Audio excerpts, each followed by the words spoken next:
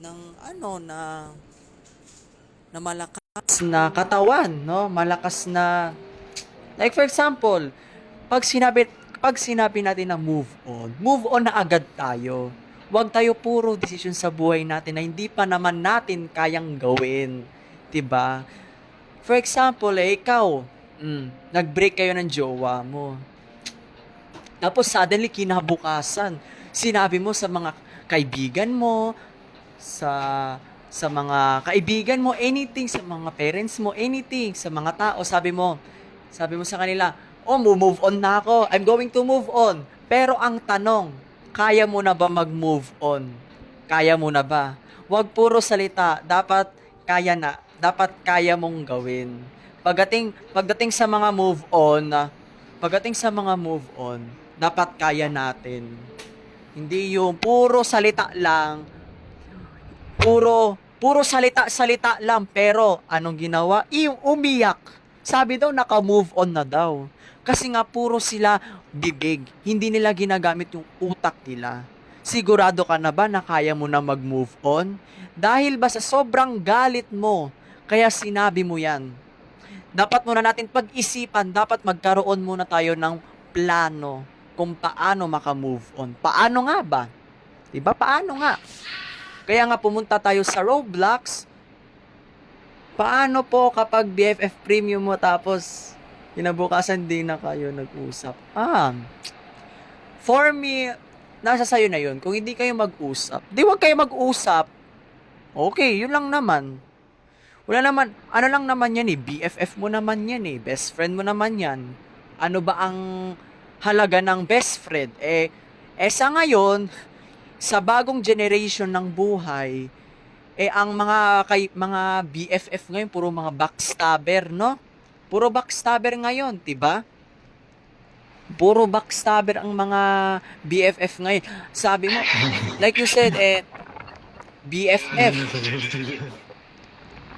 Sabi mo, BFF, pero ang tanong, best friend forever ba yan? Or baka best friend backstabber, no? Di naman natin alam kung ano yung totoo eh. Kaya dapat muna natin mag-isip or magkaroon ng plano or magdesisyon muna tayo ng matagal. Hindi yung puro na lang tayo salita ng salita na hindi naman natin alam. Ultra, oh my God.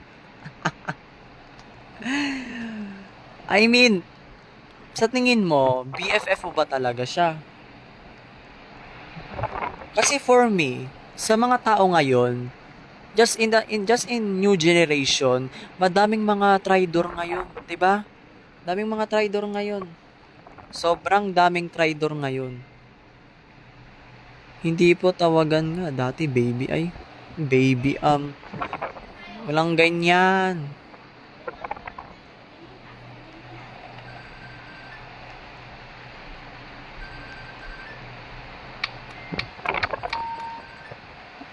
Pero for me, sabihin ko lang, wala lang.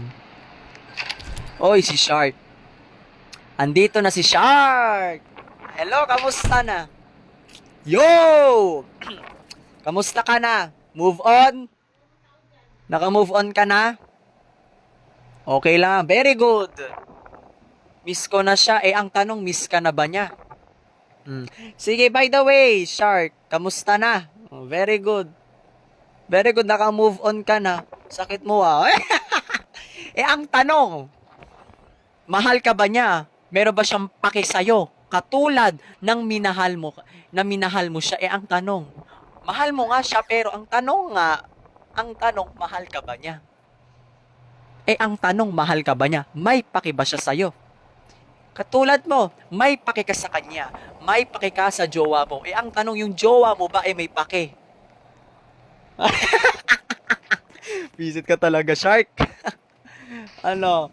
Kapag ako umiyak dito, tanong, pag ba umiiyak ka tuwing gabi dahil nag-overthink ka? Ang tanong, nag-overthink ba yung jowa mo dahil natatakot siyang mawala ka? Sige nga. Ang tanong, pag umiyak ka ba, umiiyak rin ba yung jowa mo dahil namimiss ka niya, dahil mahal na mahal ka niya, 'di ba? Ano problema? Miss niya na daw yung jowa niya. Ang tanong, miss ka ba niya? Oh, wala kang karapat-dapat para sabihin mo yan dahil hindi ka niya mahal. 'Di ba? Miss ka ba? Oh, tanong mo. Kapag miss ka niya, di sabihin mo. Ipa-billboard mo. I-my day mo sa Facebook, ipagkalat mo. 'Di ba? 'Di ba? Pero kung hindi ka niya mahal, wag mong i-public, i-private mo na lang sa puso mo. Itago mo na lang 'yan. Kasi ikaw rin yung mapapahiya. Ikaw rin yung mapapahiya. Tulog mo na lang 'yan. Yes, tulog mo na lang 'yan. Tulog mo na lang 'yan. In your dreams, nako. In your dreams na lang 'yan. Sabihin ko sa'yo, walang forever. Walang nagtatagal. Pero for me nga, in my opinion, depende na rin yan sa relasyon kung kayo ay understanding. 'Di ba? Pag understanding ang isang relasyon, magtatagal talaga dahil nga nakakaintindi sila ng sitwasyon. Hindi katulad ng mga jowa-jowa na yan, no? Wala talaga eh. No, grabe, meron nga akong ano eh. Oy, 'di ba meron ka na? Ikaw oy, sige. Oy, shark, bawal 'yan. 'Di ba meron ka na yung LDR mo, ikaw Nako, shark. Sabi ko sa'yo, lang do. Grabe ka naman. Loyal to boss very good. Very good. Loyal ka pala eh. Hindi good. Ang tanong ba sino ba to si Bacon? Forkish ba to? Forkish, ang tanong, mahal ka ba niya? May karapatan ka ba para mahalin mo siya? May karapatan ka ba, Bacon, para para mahalin mo siya? May paki ba siya? Ang tanong, mahal ka niya? Kapag mahal ka niya, edi mahalin mo siya. Pero lagi mo tatandaan Pero lagi mo tatandaan, Bacon, na pag hindi ka niya mahal, wag mo siyang mahalin. Dahil ikaw yung kawawa. At the end, pag iniwanan ka niya, ikaw yung kawawa. Ikaw yung iiyak, ikaw yung magiging sad, ikaw yung magiging malungkot, at ikaw ang kawawa. Pag minahal mo siya ng sobra, tapos yung jowa mo hindi ka niya mahal, ang sakit nun. Totally. Kasi hindi ka niya mahal pero siya mahal mo. May pake ka sa kanya. No? May pake ka sa kanya. Pero ang tanong, yung jowa mo ba, may pake?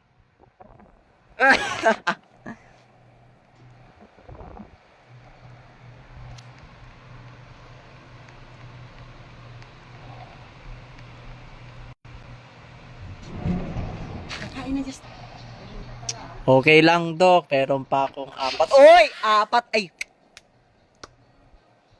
Hindi ko naman jowa eh. Ay, nako! Nako, red flag. Red